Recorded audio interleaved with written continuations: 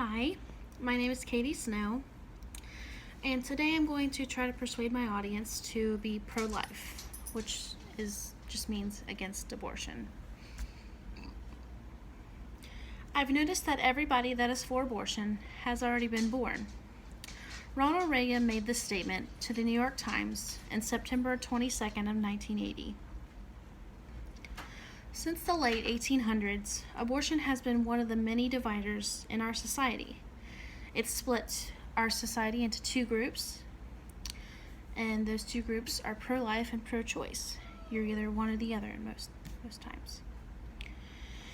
In May of 2014, Gallup reported that 46% of Americans consider themselves pro-life, and that 47% say that they're pro-choice. Gallup also found that more Americans, 28% to be exact, think that abortion should be legal in all circumstances than those who want abortion to be illegal in all circumstances, 21%. 50% of the American population says abortion should be legal only under certain circumstances. Giving a baby, a precious baby, a human life rather, what seemingly is the death penalty is totally undeserving for that child and it's morally wrong. What if your mother decided to have an abortion when she was pregnant with you? You wouldn't be here right now.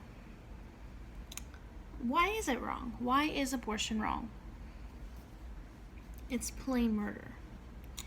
The Federal Unborn Victims of Violence Act, which was enacted to protect unborn children from assault and murder, states that under federal law, anybody intentionally killing or attempting to kill an unborn child should be punished for intentionally killing or attempting to kill a human being. The act also states that an unborn child is indeed a member of the species Homo sapiens. At least 38 states have passed similar fetal homicide laws, as I read on procon.org.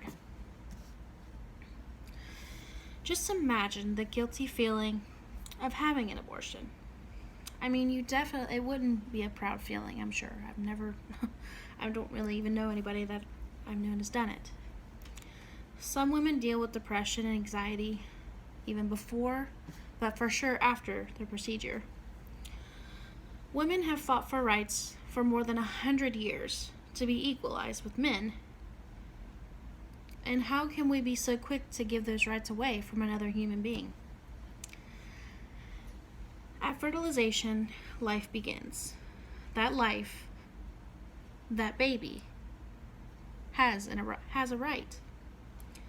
Yeah, they're not out speaking and proclaiming their right, but they do have a right.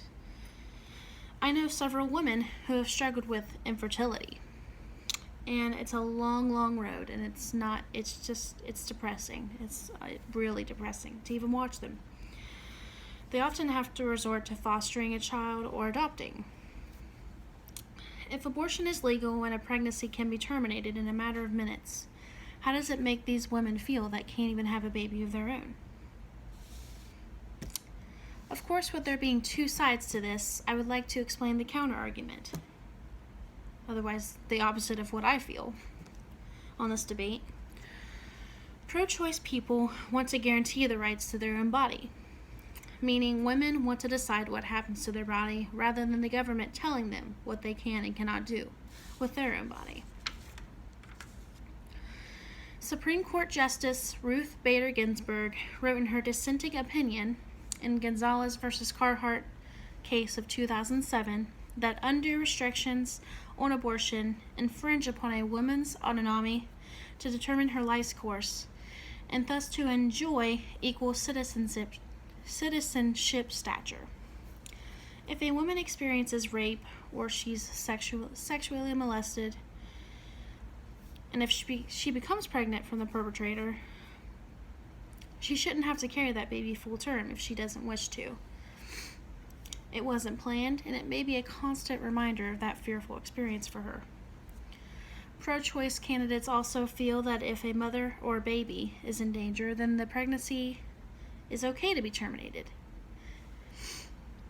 A fatal disease may cripple the baby shortly after birth, in which, if the pregnancy is just terminated, then that baby won't have to deal with those life-crippling diseases.